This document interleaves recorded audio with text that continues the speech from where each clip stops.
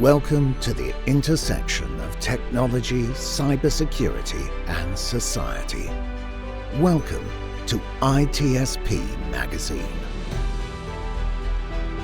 Knowledge is power, now more than ever.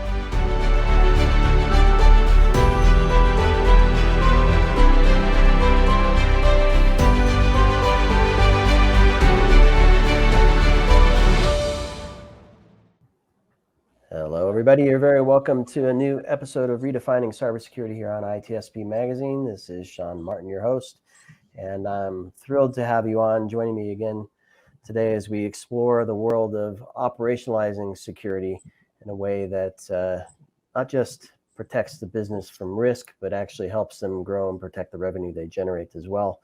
And there's a lot in making that happen, looking at two sides of the same coin in many cases. And today, one of the coins popped up on my LinkedIn feed, as it often does, that triggers something for me. And it's a topic that covers two things. One that I love, risk management, and the other that I can't understand why we have such a hard time with it still, vulnerability management. And there's evidently a convergence of those two worlds in the market, if you will, with the growth of the vulnerability management space taking on some risk aspects and moving more toward a proactive security posture, which the team at Omdia have been looking at a lot. And I'm thrilled to have Andrew Braunberg on. Andrew, thanks for joining me. Yeah, great to be with you. Thank you.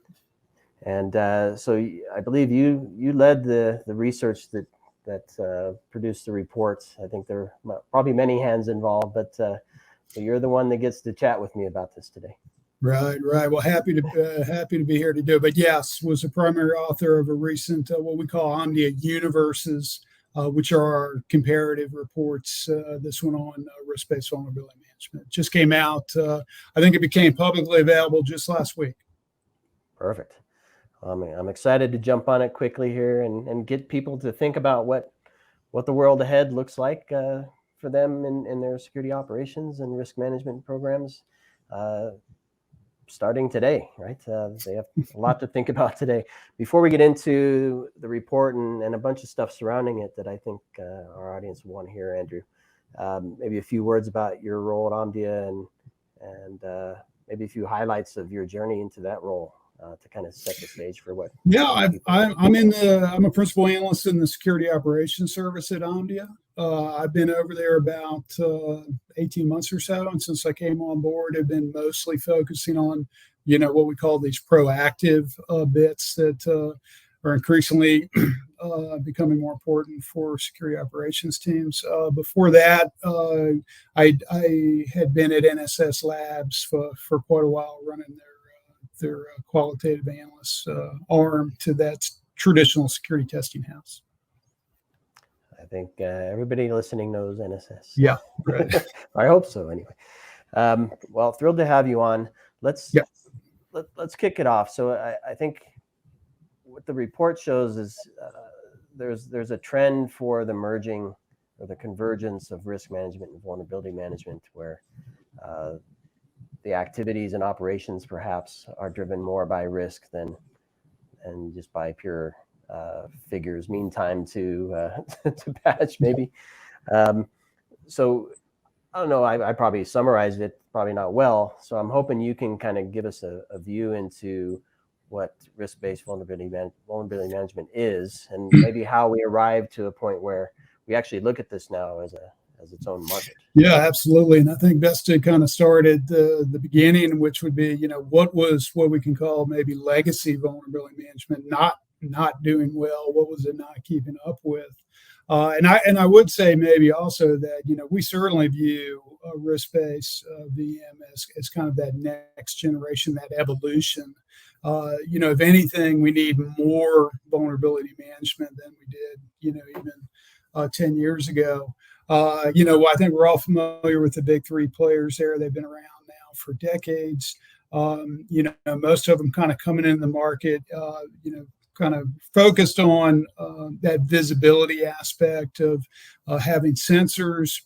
They gave them a feel for the assets within the organization, and then obviously doing the vulnerability scanning to understand what some of the exposures might be. The problem was kind of twofold for why we're kind of moving to this risk-based approach. One was the sheer volume of CVEs, right? If you look at the National Vulnerability Database, we're up around 200,000 registered software vulnerabilities. The rate of growth has really kind of accelerated in the last 5 or 6 years. And so you're left with this, that your bucket of things to worry about has been getting bigger and bigger. And the usual way that folks would try to prioritize often was just based on that CVSS, right? That security score that's going to be attached, and often not even the full CVSS score. And we can kind of get into some of that, but more just that base score, right? And so then if you're just putting this into a spreadsheet and filtering by CVSS score, you still got a lot to do every day, right? So your ability to keep up and to really understand, is that really the best metric for me to decide whether I should tackle this, in cycle, out of cycle? I mean, there's a lot of risk, as we know, associated with some of this patch activity as well. So what these risk-based guys came in and started doing, and there's now that market's probably easily a couple dozen vendors, and certainly those traditional vulnerability guys have been moving in this direction as well, is to look for a better way. Let me back up. I mean, one is that prioritization bit. The other is that we're no longer in that environment where maybe a couple well-placed network scanners are really going to give you that full visibility into your digital domain, right? So we've got the one question of how do we understand our complete digital landscape? And then, how do we make sure we can prioritize what action would best reduce risk given everything on our plate, right? And so it's interesting. You see that most of these newer guys that come in are not so interested in developing their own scanner technologies. They just want to be open to pulling in a lot of this telemetry that now is available from a lot of other security and other controls, right? And all the emphasis has really been around this idea of figuring out how to best prioritize what the risk associated with each vulnerability on each particular asset is. And so I don't know if that's a short, quick description of what they're doing, but let me stop there and see if that made sense at least. I love it. And I've not done it. I've done a lot of things, but I've not been an analyst sitting there trying to patch stuff that comes in. So I don't know the pain. I can only imagine how immense it might be having a full list every day to come to work to. So that's not fun. But if I can get a risk-based view with a vision or some context and some insight into how this impacts operations, how this impacts business, and how my work then can help protect the business, I think it becomes more interesting as an analyst. But then also, I'm presumably focusing on things that really matter, which ultimately helps the business. And it isn't just for purposes of saying, you got me this budget, I've patched X number of things, I'm doing a good job, right? Yeah, you hit a couple really important pieces there around context and value, right? And if we can shift this conversation to one of verifiable risk reduction, then having a conversation about ROI becomes a little more straightforward, right?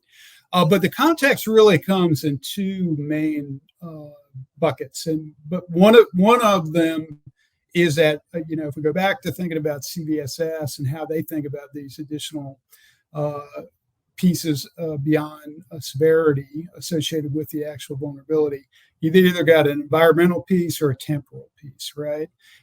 And the environmental would get into very specifically asset criticality, and that gets to business value, right? Some assets are just worth protecting more than other assets. And if you have a really firm understanding of asset criticality, then understanding impact of risk is a lot easier. Even if you don't put an actual quantitative, like assign a number to it, it still helps you relatively to determine if something should be prioritized over something else just based on that.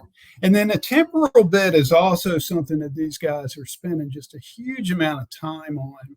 And the main kind of bit of threat intelligence around, something new is exploit code, right? So when you're thinking about prioritization, if a CVE has not been exploited yet in the wild and there's no sign of that, then that gives you a pretty good feel that might be something you could defer or maybe ignore for a little while. And so just understanding those two bits of data really give you, I think, if you've got that in your head, you've got a pretty high level view of how these guys would attack the problem and think about prioritization based on the very latest current threat landscape and the specifics of your business that you're trying to run and protect.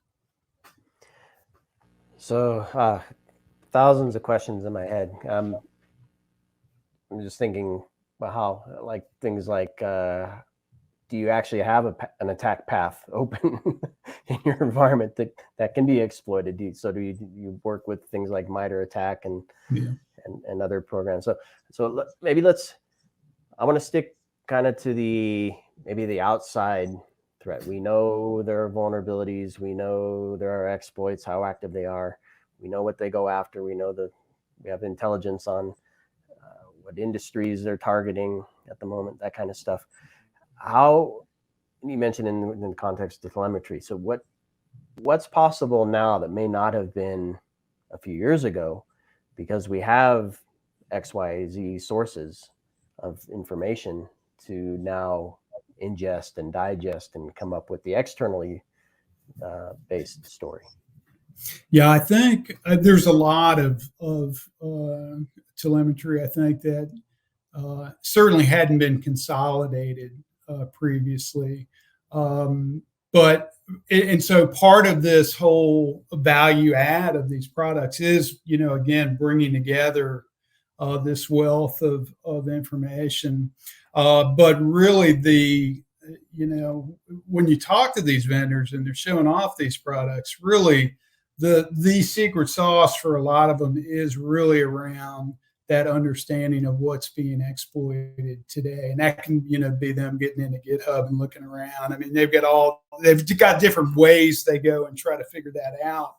But it's to the point where, some of these guys have been around for a while now. But there's kind of been this constant back and forth between, is the real secret sauce in their ability for model building, so their analytics, some advanced analytics, many of them are using some, artificial intelligence, ML kind of things, not the generative stuff that's been all the buzz this year, but just the old school, let's build some predictive models kind of thing. Is that what's really the differentiator for our product, or is it really our ability to, again, be able to pull in all this threat information and just to make better predictions there? So that I think what we're seeing in the market today, particularly since First Org has now come out with this EPSS, which is this exploit prediction scoring system, the analytics of it start to become a little bit commoditized, and it really becomes a question of being able to understand, again, that if the first toggle, and you can do this with decision trees too, right? Which is something else we can talk about, but that could be maybe the first decision point is whether, codes have been exploited or not, and not even use these models at all, just do it with a few steps through a decision tree.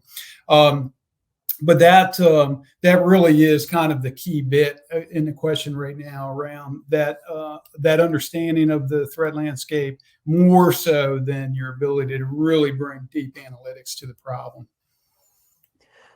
So bringing it inside now. So let's say we have a good view, a way to kind of shed the noise, understand what's valuable from the external perspective.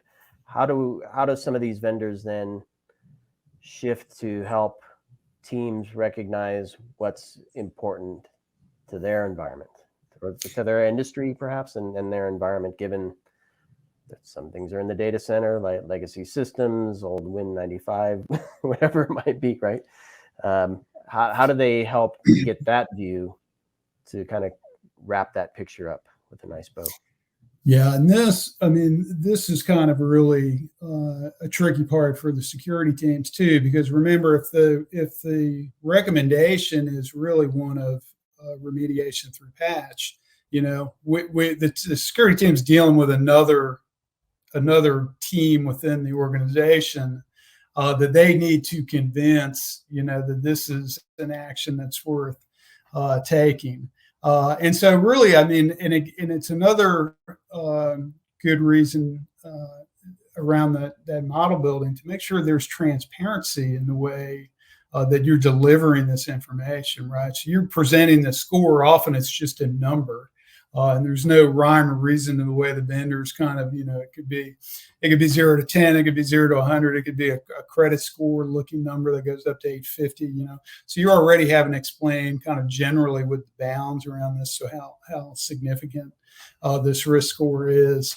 But then you've really got to you've got to be able to make the case to whoever that asset owner is, or that the person that owns that maintenance. That this needs to be done. And that's much easier, again, with some transparency, and becomes easier as you start building wins that you're making recommendations that make sense.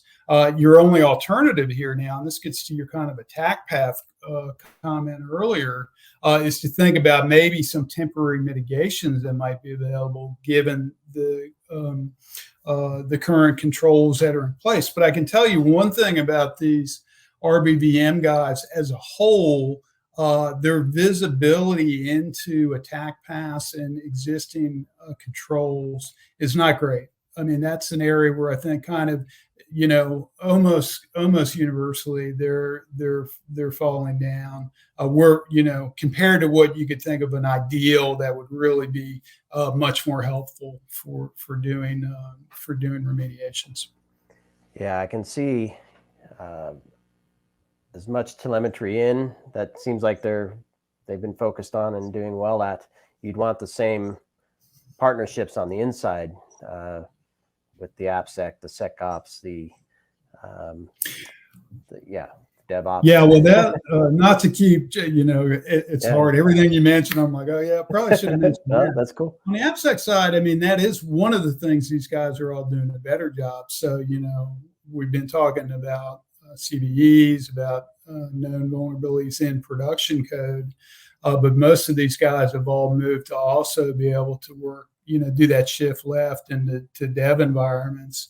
And to be able to do pretty much the same thing for a code that's not in production yet, and that it gets to this bigger conversation around not just shifting left, but also an expansion of what we mean by vulnerability, right? And so you'll see some of these guys kind of changing their go-to-market messaging into exposure management, right? Which can include misconfigurations, can include credential issues, etc. And again, if you're going to prioritize risk and say you've got the next best action for risk reduction, you need to have that broader view, both from the universe of assets out there and all the exposures that they might be bringing risk to your organization. So that's another big trend that's going on right now as well.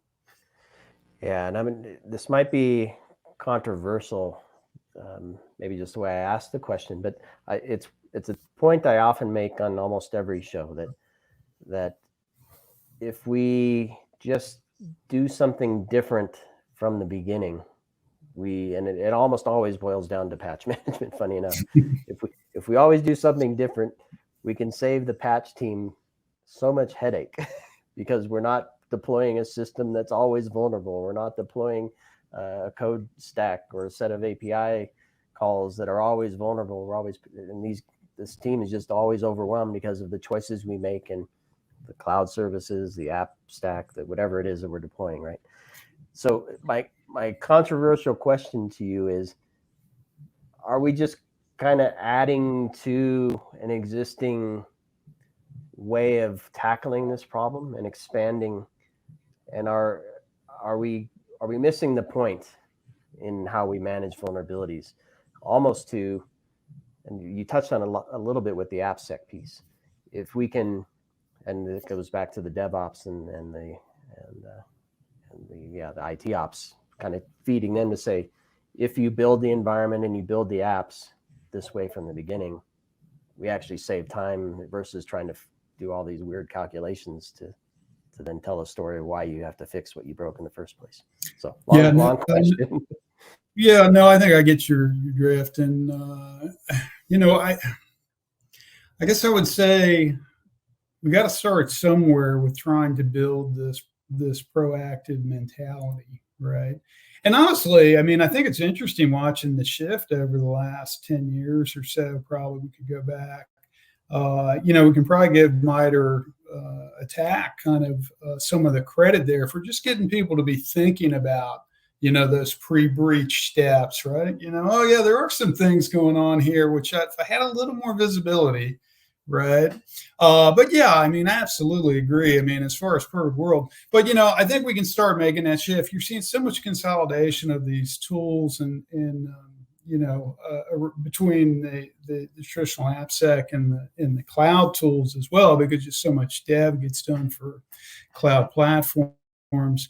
I think that consolidation will be helpful in driving your point that, there is an earlier time that this really just brings so much more value, obviously, which I think is the point you're making, and certainly a point I agree with. But that said, I mean, we've got billions of lines of code that are out there now that, we need to keep maintaining until we get to that better point. Yeah. No, I'm always, as I was thinking of a circle, maybe we do have to go around the circle, but I'm like, can we not just cut across? Yeah, I hear you. But so this is where we are, and things are changing, and with change in products. And actually, I want to ask you, are these products, services offered? Because if I look back in time, the best way to find these weaknesses were through penetration tests, where you'd hire a team and come in and they'd look for them, and then eventually you got to do your own, and then that's why we're stuck with, well, I can't do all this list, I don't know what's important. So now we have these tools to help us prioritize now with risk. Is it still, have we moved closer to self-serve, and do these tools enable companies to do it themselves? Yeah, I think they'll have to offer services. What's the state of that? Fair. Yeah, I think if we're talking about risk-based vulnerability management generally, then yes, we're in a better place. Again, I mean, we can argue about the level of real visibility into the attack surface, but for the telemetry you're bringing in, it's very much kind of a dashboard productized. The analyst can get a grip, push those. None of these guys also, which I don't think I mentioned, are really interested in building their own ticket systems or even patch systems, right? It's like ServiceNow ticket, Jira ticket. That's what those guys want to work in anyway. So, we're just like a realization that, you get outside the IT group, you better, use, or the security group, you better use the tools that these other teams want to use. Now, that would be specific to RBVM. If we just take a step up, though, and get into some of those other areas around security control validation and attack path validation, then I hear that what you're saying, resonates from a pain perspective better for me, in the sense that, trying to move, we've got all these terms that people are using around continuous automated red teaming and pen testing as a service. You've got all the BAS vendors still, how much of that simulation, how much, heavy lifting is that? Is there a professional services, component? How much? all of those vendors are kind of moving into a more consolidated. It's what Omdia calls. I know every analyst has apologies for the acronyms. We call it IST, which is incident simulation and testing. We certainly see consolidation among those guys, just like we do, like we were talking around exposure management being that bigger bucket than just traditional, let's say, legacy VM, but it's growing out in lab.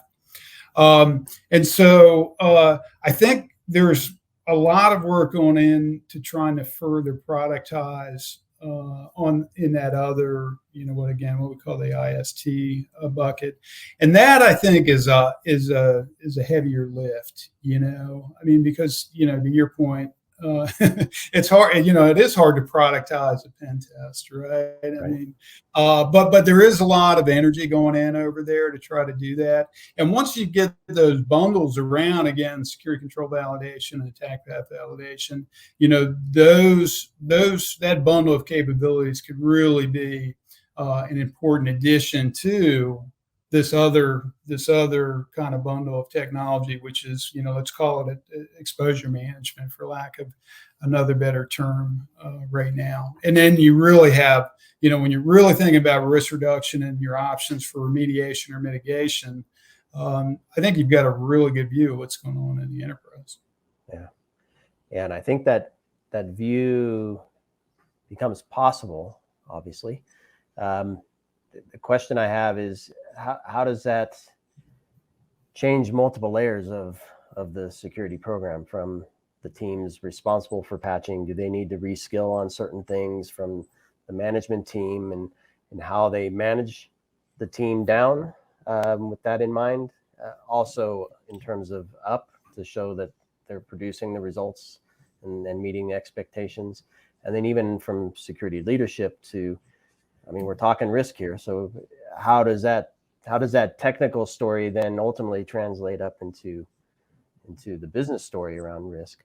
So how do teams need to think differently and prepare for this shift themselves across people, process, and other tech, as you mentioned, integrations and other stuff?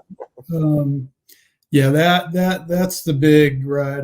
Process and people are always tougher, than the technology. I guess there's a couple ways to answer that. One is, we are just predicting this shift in spend. If we've again got the traditional preventative bucket around, AV and firewalls and everything else that kind of tried to stand in front of your solutions, and then all the reactive stuff that we all know and love around detection and response, none of those investments are going away, or those, future investments. What we're saying is, we should try to change the conversation to one again of thinking about return on investment, in that if risk reduction is your metric there, instead of just, mean time to response, or, we need a better method for figuring out what's working. And we think proactive really lends itself to those kind of conversations. And particularly as we move this conversation up into comparatively with other types of enterprise risk, right? And so I think from an operational perspective, certainly, for the next couple of years, I don't think there has to be a lot of pain for any of these groups. Again, we're going to be pushing out these recommendations through the usual channels. Folks aren't having to learn a lot of new capabilities or use new tools outside of the, this probably the SOC. But we probably need to shift our thinking. And if you look at the largest organizations right now, I think this is already happening, where you kind of just take a step back and you say, we really do need to kind of reassess how we approach cyber risk. And this shift to a dedicated, cyber risk team starts making more sense when all these tools are in place. And you can kind of make the argument that you do really have a holistic view of what your risk profile is, at least, within the cyber realm.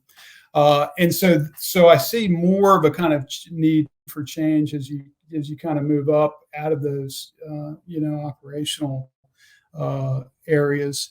And then, of course, you want to be able to make the case that you do have a view that allows the quantification of risk at some point, right? Which allows you to really have more of that board level conversation about what the actual cost of any of these risks would be. Those are all longer term. They're actually, I think, going to be harder to do because, again, I really do think at the operational levels we've been mostly talking about, building trust is something you're just going to do. It's either going to work or it's not. You're going to, these guys are going to take your advice or they're not. But it's kind of a day-to-day thing where you see value in it or you don't. Kind of that top-down approach to me is really I've always thought that was a going to be a tougher sell, and to be able to, kind of be able to defend some of those ideas. So, bring it up from the bottom up, get to the point where we really can, reasonably attach an impact figure, put a dollar figure on that impact.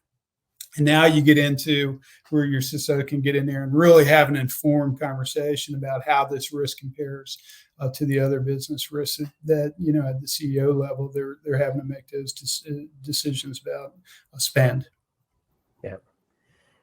Yeah. And I guess it gets unwieldy and complicated because I'm picturing in some of the largest organizations, a risk management organization and a chief risk officer who looks at everything from physical to cyber to data to whatever, right? Ecology, geography, political, all those risks come bundling under. And I would expect them to kind of look for and pull up this information versus the bottom up that you described. So maybe the majority of organizations don't have that maturity level yet. And it's really the CISO kind of presenting this risk to a group that cares about the risk and maybe doesn't have a formal operational arm for it yet. I want to switch to kind of, we talked a little bit about what some changes might be necessary to get the most out of this new capability. I'm wondering, are there organizations that are more prime to leverage RBVM and maybe some that it's too early for them? I don't know. Are there attributes that say you're in a good spot, go for it? Or if you haven't got this addressed yet, you're going to be wasting your time and money. Yeah, no, I think, it helps if you're large enough to have ServiceNow or, some of those operational tools in place. That's for sure. But all of our research in Omdia, just shows broad, current deployment for generally vulnerability management solutions. So I think, that expertise is in place. These are just tools, that you upgrade to. They could even augment some of those historic tools for sure.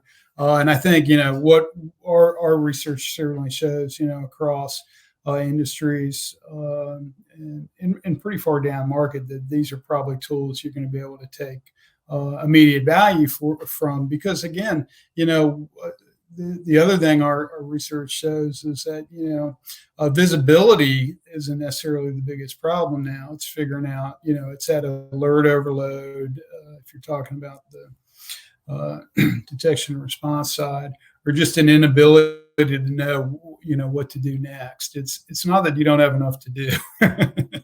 And these tools are really geared to just to helping you figure out what to do next. Right. Interesting. I've read some research that organizations in general are moving.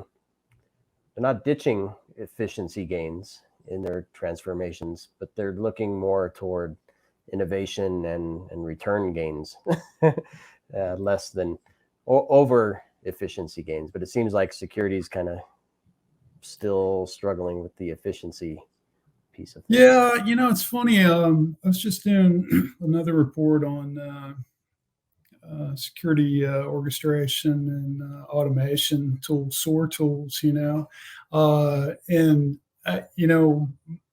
I don't cover those day to day like I do some of these other pieces in SecOps.